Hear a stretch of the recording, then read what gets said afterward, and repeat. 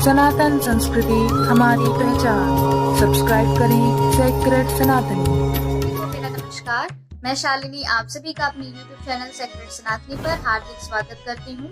जैसा कि हमने गीता का 5वां अध्याय समाप्त कर दिया है और अब बारी है गीता के 6ठे अध्याय की, जिसका नाम है आत्म संयम योग, जिसमें भगवान श्री कृष्ण अर्जुन को आगे का उपदेश समझाएंगे। तो चलिए शुरुआत करते हैं। ओम नमो भगवते वासुदेवाय। अथ षष्ठोऽध्यायः।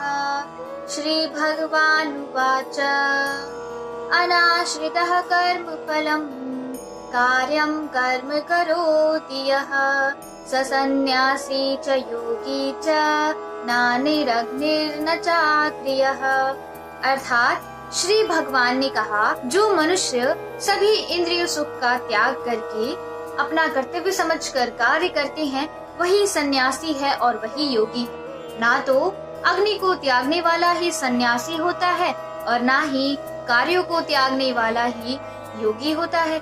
भगवान श्री कृष्ण अर्जुन को आत्म संयम योग के बारे में बताते हैं और अब इसी प्रकार से आगे कहते हैं, यम संन्यासमिति प्राहुर योगम तम विधि पांडव नय संन्यस्त संकल्पो योगी भवति कश्चन।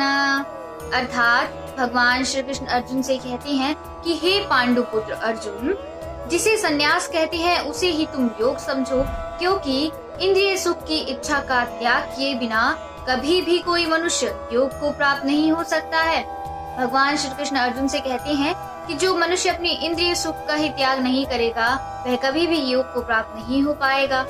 भगवान श्री कृष्ण अर्जुन से आगे कहते हैं, आरुरुक्षोर्मुनेर्योगम कर्म कारणम उच्यते योगारुण्यस्तस्यैव शमः कारणम उच्यते।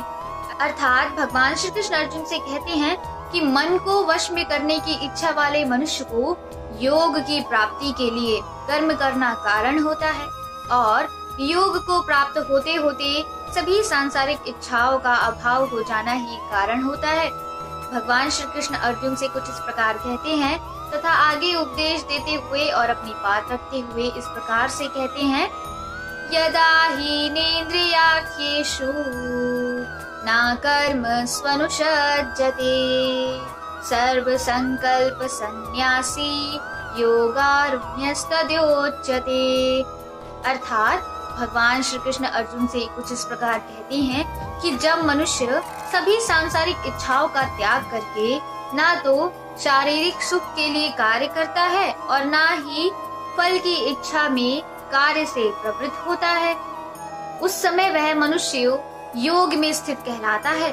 भगवान श्री कृष्ण अर्जुन से कहते हैं कि ऐसा मनुष्य जो सभी सांसारिक इच्छाओं का त्याग कर देता है वह कभी भी अपनी शारीरिक सुख के लिए काम नहीं करता और ना ही फल की इच्छा से कार्य में कभी भी प्रवृत्त होता है, उस समय उस मनुष्य की स्थिति योग में स्थित कहलाती है।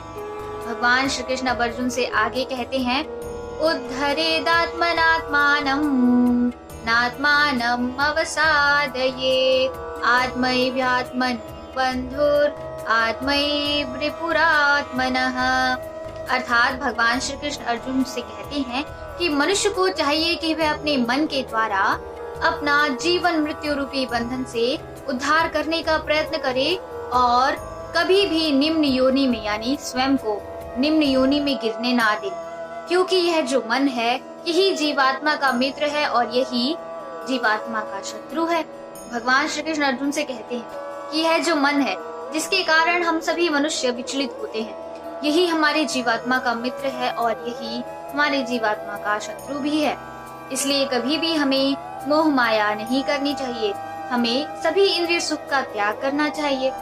भगवान श्री कृष्ण अर्जुन को कुछ इस प्रकार से उपदेश देते हैं। आशा करती हूँ आप सभी को आज की वीडियो बहुत ही ज्ञानवर्धक लगी होगी। अगर आपने अभी तक गीता के प्रथम, द्वितीय और तृतीय, चतुर्थ अध्याय की श्लोकों का नहीं सुना है तो कृपया करके उन श्लोकों को जरूर सुनिए और गीता में दिए गए उपदेश को समझने का प्रयत्न करिए। अपना ख्याल रखिए और अपने परिवार वालों का भी ख्याल रखिए। अत्यधिक जानकारी के लिए आप हमारे इंस्टा, ट्विटर और फेसबुक के पेज से जुड़ सकते हैं, जिसका लिंक आपको इस वीडियो के डिस्क्रिप्शन बॉक्स में मिल जाएगा। मिलेंगे अगली वीडियो में, तब तक के लिए जय श्री कृष्ण।